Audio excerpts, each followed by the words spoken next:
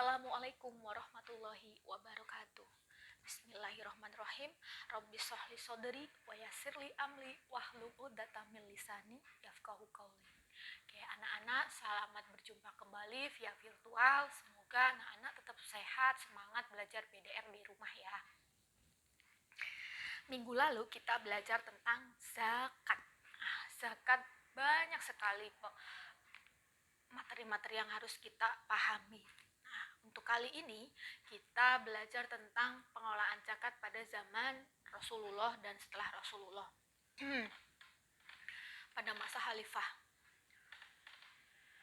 Manfaat zakat yaitu salah satunya adalah untuk menyejahterakan sosial atau pengelolaan dana untuk kesejahteraan sosial. Nah, pada masa Rasulullah pengelolaan zakat belum begitu sempurna karena belum ada lembaga langsung, jadi pengelolaan zakatnya secara langsung gitu. Nah, pada masa Khalifah Abu Bakar dicetuskanlah lembaga, tapi belum maksimal juga. Nah, pada masa Khalifah ketiga Umar bin Khattab, barulah secara formal dibentuk lembaga namanya Baitul Mal. Nah, kemudian berganti khalifah, yaitu khalifah keempat Utsman bin Affan. Khalifah keempat Utsman bin Affan, beliau tidak bisa menjalankan lembaga zakat itu dengan baik karena lawan-lawan politiknya sangat membuat porak-poranda pemerintahannya, kacau balau gitu, termasuk pengelolaan zakatnya gitu. Nah, kemudian berjalan seiring waktu ganti khalifah. Tadi Umar bin Khattab khalifah ketiga ya. Setelah Rasulullah kan yang pertama Abu Bakar, yang kedua Umar bin Khattab, yang ketiga Utsman bin Affan, yang keempat Ali bin Abi Thalib. Itu juga belum berjalan secara maksimal.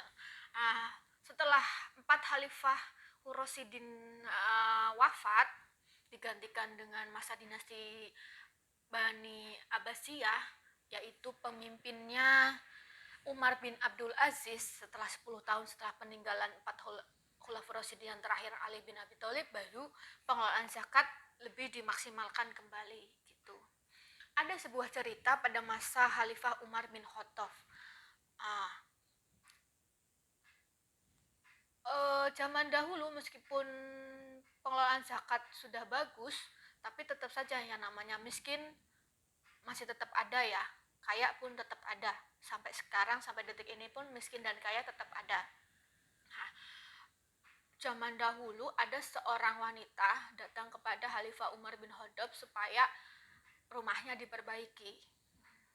Tapi setelah si wanita tersebut mengetahui keadaan rumah dari Khalifah Umar bin Khattab, wanita tersebut berkata, saya ridho tidak jadi meminta zakat atau rumah saya seperti ini. Saya dalam keadaan miskin walau hanya makan 1 kali sehari, tetapi saya mempunyai pemimpin yang memiliki teladan yang baik, hidupnya sederhana. Nah, kata perempuan tersebut seperti itu.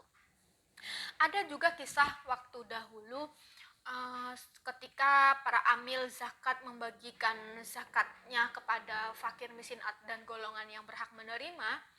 Ada seorang wanita juga ketika diberi zakat, dia menolak karena saya ridho hidup miskin karena saya memiliki pemimpin dengan teladan yang baik. Padahal waktu itu kaum Yahudi berkata kepada wanita tersebut, kenapa kamu tidak mau menerima zakat, padahal zakat itu kan bagus, banyak juga gitu. Tapi tetap wanita tersebut berkata sama seperti wanita di atas. Contoh pertama, saya ridho pada khalifah kami karena kehidupannya jauh lebih sederhana daripada kami. Nah, begitulah salah satu contoh menyikapi kemiskinan yang baik. Oke, kita boleh miskin harta, tapi kita tidak boleh miskin hati, miskin kebijaksanaan, miskin miskin mental ya. Jadi sepanjang kita masih diberi umur panjang, sehat, masih bisa berusaha, mari kita maksimalkan apa yang Allah berikan kepada kita untuk berjuang gitu. Bukan perintah untuk menolak zakat, tapi silakan menyikapi kemiskinan dengan baik gitu. Miskin harta tidak apa-apa, miskin ilmu, miskin hati jangan ya. Oke, materi tentang zakat hari ini cukup sekian. Anak-anak nanti kerjakan LKS halaman 22 ya. Dikerjakan di LKS, kemudian difoto, kirim ke Google Classroom. Nanti link ini akan saya share di Google Classroom. Begitu, terima kasih. Mohon maaf banyak kekurangan kesalahannya. Wassalamualaikum warahmatullahi wabarakatuh.